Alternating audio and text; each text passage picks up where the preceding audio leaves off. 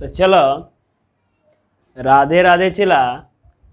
आज जौन बा हमनी के जौन बा काल समुच्च सेट जेकर नाम रहे, का नाम रहे हो?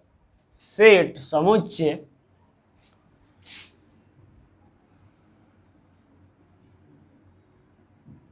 जेकरा के का कहल जाला हो? सेट कहल जाला। का कहल जाला? सेट।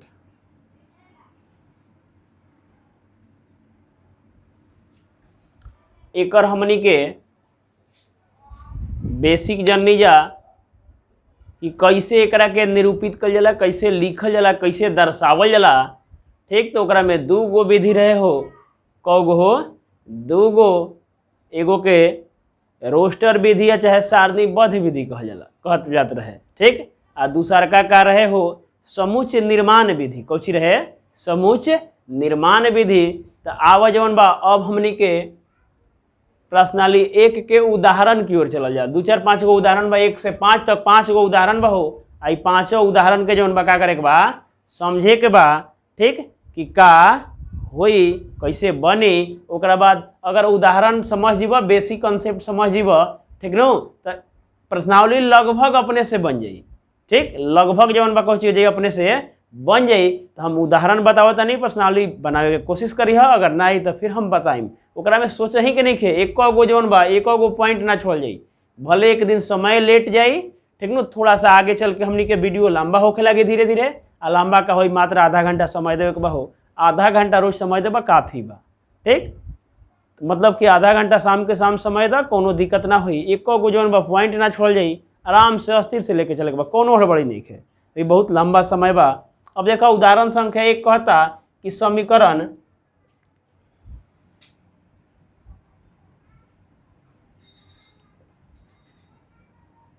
एक्स स्क्वायर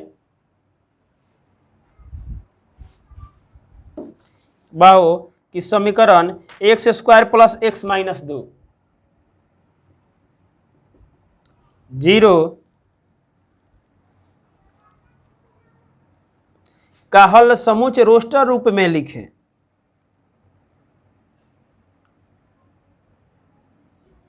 समुच्च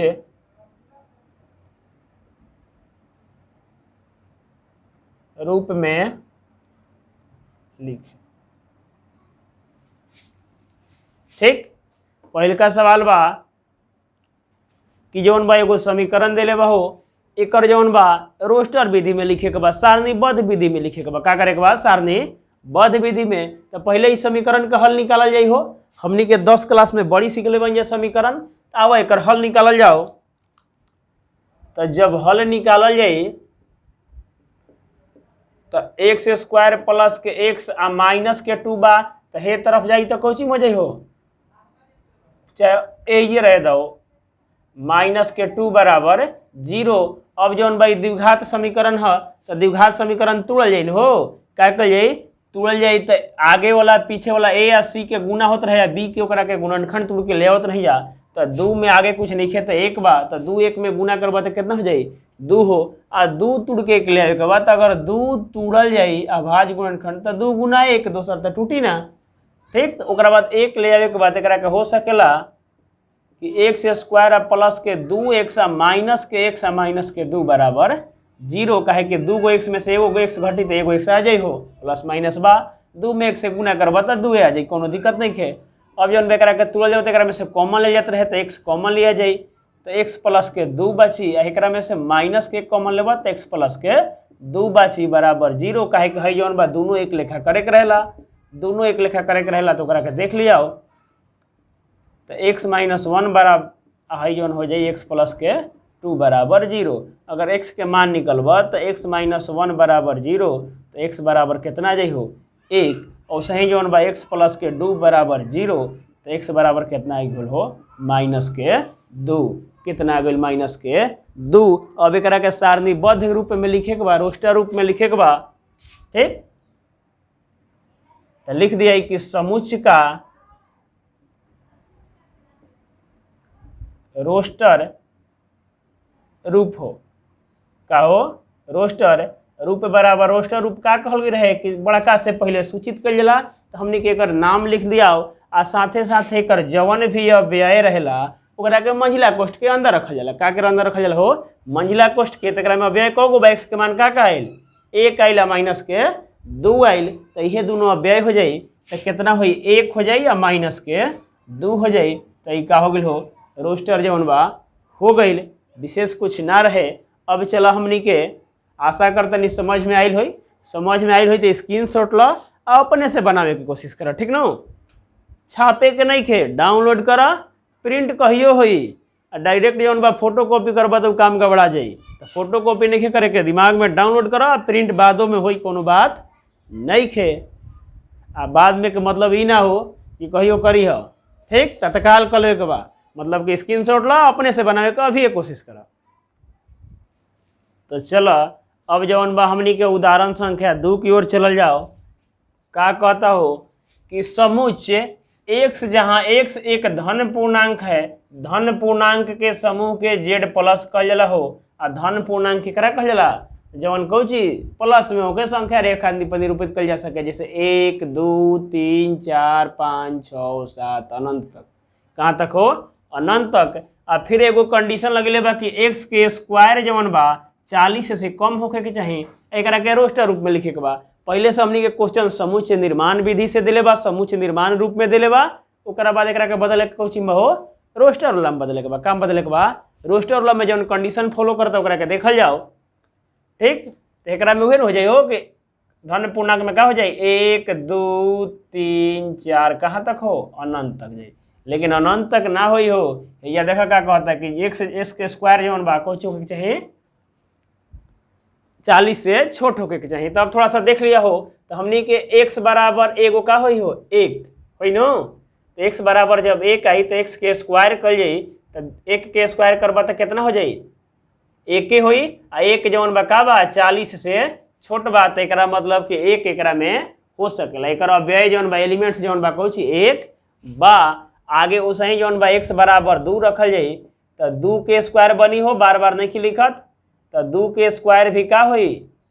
4 हो जाई। 4 जौन बा का बा 40 से छोट बा बन हो। उसही x बराबर अब के लिए 3 रखल जाई। तो 3 के स्क्वायर कितना हो जाई? 9। 9 भी 40 से छोट बा, ई सब होता हो। उसही जौन बा x बराबर कितना? 4। तो 4 के भी स्क्वायर कर जाई तो कितना हो जाई? 4 चौका 16। इहो जौन बा 40 से छोट बा। उसही x बराबर 5 रख दिया। तो 5 के स्क्वायर भी कितना हो जाई? 50 25। इहो जौन बा 40 से छोट बा। ओकरा बाद x बराबर 6। तो 6 के स्क्वायर 36 हो जाई। 36। तो इहो जौन बा का बा 40 से छोट बा। लेकिन अगर x बराबर 7 कर जाई तो 7 के स्क्वायर जौन बा कहू छी 49 हो जाई। और 49 40 से छोट नहीं खे। कहू छी बा 49 40 से छोट नहीं खे। एकरा मतलब कि नियम के फॉलो नहीं खे करत। एकरा में विशेष गुणधर्म नहीं खे, एक चलते ई ना होई, ठीक? तो एकरा के जौन बा समुच्चय निर्माण विधि लिख दिया, रोस्टर विधि का लिखे के बा हो? समुच्चय रोस्टर विधि। तो समुच्चय बराबर रोस्टर विधि में लिखे के बा। कौची में लिखे के बा? रोस्टर रूप में। तब b बराबर का हुई हो? तो x के का मान आइल? 1 2 3 4 5 6 7 नहीं के हो। 7 49 हो जाता। 49 40 से कौची बा छोट बा, जबकि x स्क्वायर कहता है कि 40 से छोट रहे के चाहिए। या 49 जौन बा 40 से बड़ बा। तब b बराबर का हो जाई हो? मंझिला कोष्ठ में सब के रखे के बा, अर्धविराम से अलगे अलगे करे के बा। तो समुच्चय बराबर का हो गइल हो? जौन बा 1 2 3 4 5 6 इहे जौन बा का होई कर आंसर हुई। तो आशा करता नहीं समझ ले होगा। समझ ले होगा तो कहू छी एकदम आराम से स्क्रीनशॉट ला, प्रेम से अपने से बनाव, तनिको टेंशन नहीं खेले के, ठीक? बाकी तो हम हइये हैं। तब हमनी के जौन बा उदाहरण संख्या 3 की ओर चलल जाओ। उदाहरण संख्या देखा 3 का कहता कि समुच्चय 1 4 9 16 25 डॉट डॉट डॉट मतलब कि अनंत तक बढ़ता है। एकर कोनो अब लिमिट नहीं खे, अंतिम पद नहीं खे दिले। एकरा के कहू छी समुच्चय निर्माण रूप में लिखे के बा, रोस्टर में दिले बा। ऐसा रहेला तो रोस्टर में रहेला नो, सारणीबद्ध से जौन बा उ का बा रोस्टर में रहेला, ठीक? तो एकरा के कहू छी लिखे के बा समुच्चय निर्माण विधि में लिखे के बा। तो एकरा में देखल जाओ कि का कोनो गुण फॉलो करता हो, एकरा में कोनो विशिष्ट गुण बा। तो देखबा तो ई सब जौन बा कौची प्राकृत संख्या के वर्ग बा। एक के वर्ग एके होला, एक के बाद प्राकृत संख्या दू बा तो दू के वर्ग कितना हो जाई 4 हो जाई। 3 के वर्ग जौन बा कौची हो जाई 9 हो जाई। 4 के वर्ग जौन बा का बा 16। 5 के वर्ग जौन बा 25। ई सब जौन बा साढ़ू भाई बड़ा सा हो, ठीक नो। सब जौन बा एकनी में विशेष गुण धर्म बा, ठीक। तो जब एक जगह सब में एक ही विशेष गुण धर्म बा, सब एक साढ़ू भाई बड़ा सा, एकनी के देख ला सही लिख देवे के बा। एकरा के लिखबा त का हो जाई हो, तो लिख दिया कि रोस्टर रूप हो ना समुच्चय निर्माण रूप। हल करके लिख दा, कुछ करे के दबा ना हो। समुच्चय निर्माण रूप कौची लिखे के बा हो समुच्चय निर्माण रूप। और समुच्चय निर्माण में का लिखाई उहे जौन बा प्राकृत संख्या का बा हो वर्ग बा। तो लिख दिया हो कि a बराबर x, जहां x एक प्राकृत संख्या का वर्ग है। ये बन हो x जहां x का बा प्राकृत संख्या के वर्ग बा। ये नु बहो आउ तो कुछ विशेष नहीं के, ठीक। ओकरा बाद देखो एकरा में उदाहरणों में एगो और विधि लिखत है को विकल्पित विधि। हम इस प्रकार भी लिख सकते हैं। उहे बतिया कहले बहो कि एकरा के दूसरका विधि कहल जा सकेला। दूसरा तरीका से लिखल जा सकेला कि x जहां x, ठीक नो। कौची हो x जहां x बराबर n स्क्वायर आ n जौन बा का बा हो प्राकृत संख्या बा। का बा प्राकृत संख्या बा जहां n बराबर कौची हो n हो। आ n केकरा कहल जाला प्राकृत संख्या के समुच्चय के कहल जाला। तो n जौन बा प्राकृत संख्या। तो उहे बात जौन बा हैजा हमनी के लैंग्वेज में लिख दें जा, भाषा में लिख दें जा। हैजा जौन बा कौची न्यूमेरिकल में लिखल गइल बा, अंक में लिखल गइल बा, गणितीय भाषा में लिखल बा। तो जवन स्वेच्छा होके उ लिख द, ठीक। तो एकरा में कोनो विशेष नहीं खे। चलो हमनी के जौन बा स्क्रीनशॉट लो, अपने से बनावे कोशिश करब, ठीक। छापे के नहीं खे, डाउनलोड करे के। चलो अब हमनी के जौन बा क्वेश्चन संख्या कहाँ चले के बा हो 4 की ओर। क्वेश्चन संख्या देखा 4 कहता कि समुच्चय 1/2, 2/3, 3/4, 4/5, 5/6, 6/7 को समुच्चय निर्माण रूप में लिखे के बा हो। का में लिखे के बा समुच्चय निर्माण में हई सारणीबद्ध रूप में दिले बा, रोस्टर रूप में दिले बा। देखा एकरा में कुछ विशेष गुण लागत हो। देखा ऊपरे वाला जौन बा प्राकृत संख्या बा जौन 6 से का बा छोट बा, आ नीचे वाला 1 गो बड़ बा। का बा हो 1 गो बड़ बा, ठीक। तो एकरा के जब हल कल जाई तो लिख दिया हो कि समुच्चय निर्माण रूप। ये हो लिख द कि a बराबर x जहां x, ठीक। x जहां x कौची बहो बराबर x बटा में x + 1। ये बन हो। देखो ऊपरे जौन बा 1 दिले बा तो ओकरा में नीचेवा 1 जोड़ दिले बा। ऊपरे 2 दिले बा तो एकरा में नीचेवा कौची 1 जोड़ दिले बा। 3 बा तो 3 में 1 जोड़ दिलक तो कितना हो जाई 4 हो जाई। तो ओकरा बाद 1 गो का के बा एकरा में जोड़ले बा, ठीक। और ओकरा बाद लिख दिया कि x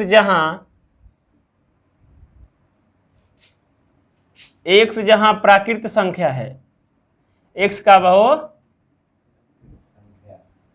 प्राकृत संख्या है।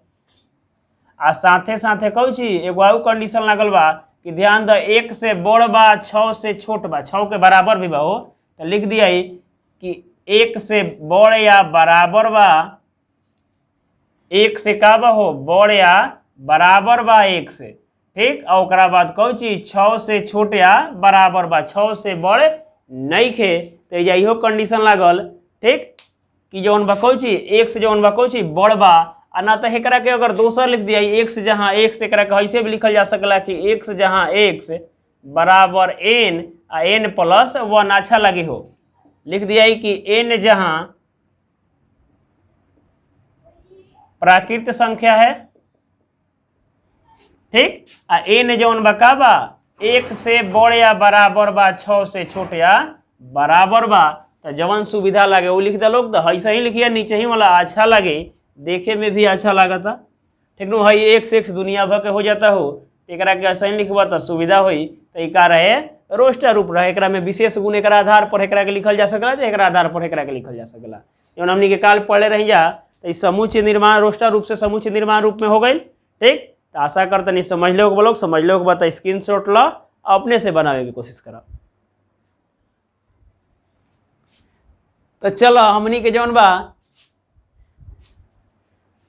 अंतिम उदाहरण की ओर चला जाए। उदाहरण संख्या 5 कहता कि मिलान करे के बा। का करे के बा हो? मिलान करे के बा। दोनों तरफ अलग अलग रूप दिले बा, एक तरफ रोस्टर रूप दिले बा, एक तरफ कोई चीज समूच निर्माण रूप दिले बा। ठीक। कथन एके बा, दोनों के कथन जौन बा का बा एके बा, जौन मैच करता ओकरा के मिलान करे के बा। ठीक।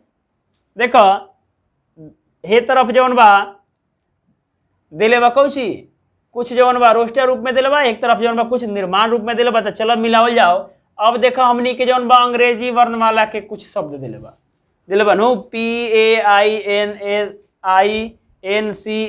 प्रिंसल जो भी लिखल बा। ठीक। तो ओकरा बाद जौन बा हे तरफ भी देखे के बा कि कौची के हो। तो एकरो में देखा है पटी लिखल बा प्रिंसिपल लोगतन हो। अंग्रेजी वर्णमाला के जब भी मतलब कि समूचे निर्माण से रोस्टर में ले जल जला तो जवन एक ही गो अक्षर बा ओकरा के दोहरियावल ना जला। जिसे देखा हेजा P 2 बार बन हो, हेजा कौची P जौन बा एक ही बार लिखल बा, कहीं 2 बार एकरा में रोकता नहीं खेल लोकत। ठीक। ओकरा बाद ओसे ही जौन बा देखा एकरा में I भी 2 बार बा, एकरा में I भी 2 बार नहीं खेलोकत लोकता नहीं खेलोकत। आगे से अगर मान के चला कि हमनी के रोस्टर से समूचे निर्माण बनावे में कठिन होला। काहे कि एकरा में जान तोड़ा कि आई को गोबा 2 गोबा कि 3 गोबा कि 4 गोबा समस्या हो जाला। ठीक है। एकरा से एकरा में बनावे में कोनो दिक्कत नहीं खे, चाहे विशेष गुण धर्म दिले रही तो ओकरा आधार पर बन जाई, ऐसा बात नहीं खे। ठीक। तो चलो तो पहलिका के कौची से मिली हो? डी नंबर से मिली। का से मिली? डी नंबर के। तो एक के आंसर का हो गई हो? डी हो गई। का हो गई? डी। ओसा ही दूसरका दिले बा 0। तो 0 वाला कुछ लोग हो। तो देखा कहता कि तीसरका में कि x जहाँ x पूर्णांक है और x + 1 बराबर 1। अब कौची में एक जोड़बा कि एक ही हो? तो 0 में नो 0 पूर्णांक तो है या शून्य पूर्णांक। ठीक। तो दूसर कोनो बहुते नहीं खे। तो दूसरका के का हो जाई हो? C हो जाई। तो दूसरा के का हो जाई? आंसर जौन बा C हो जाई। अब 3 नंबर में लेके चला जाओ। देखो एकरा में कुछ अंक दिले बा 1 2 3 6 9 18। कुछ बुझाता हो एकरा बारे में? एकरा से यह बुझाता कि सब जौन बा 18 के विभाजित करता 18 के भाजक है। ठीक। तो ओकरा बाद देखा एक नंबर दिले बा कि x जहाँ x धन पूर्णांक है, सब धनात्मक बा हो, माइनस में एको नहीं है। ठीक। और जहाँ 18 का विभाज्य है।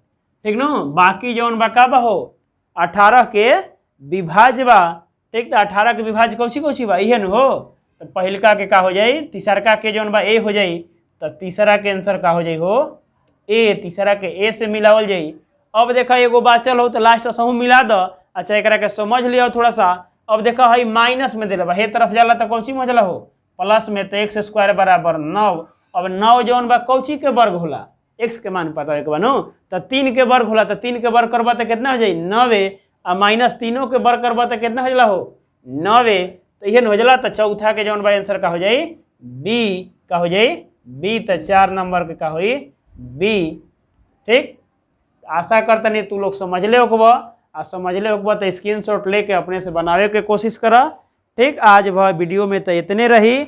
आगे जौन देखा 1.1 में दिले बा प्रश्नावली 1.1 में। ठीक। बाकी सब जौन बा इहे आधार पर बा हो। पहलका क्वेश्चन बा 1 नंबर कि कहता कि कौन समुच्च है आ कौन नहीं है। ठीक। दूसरका में कहता कि रिक्त स्थान का पूर्ति करे के बा कि एलिमेंट जौन बा की नहीं खे, सदस्य बाकी नहीं खे, belongs to not belongs to. आगे जौन दिले बा 3 नंबर में के समूच से रोस्टर रूप में लिखे के बा। समूच निर्माण में दिले बा हैसन दिले बा, हैसन लिखे के बा। ठीक। ओकरा बाद 4 नंबर में दिले बा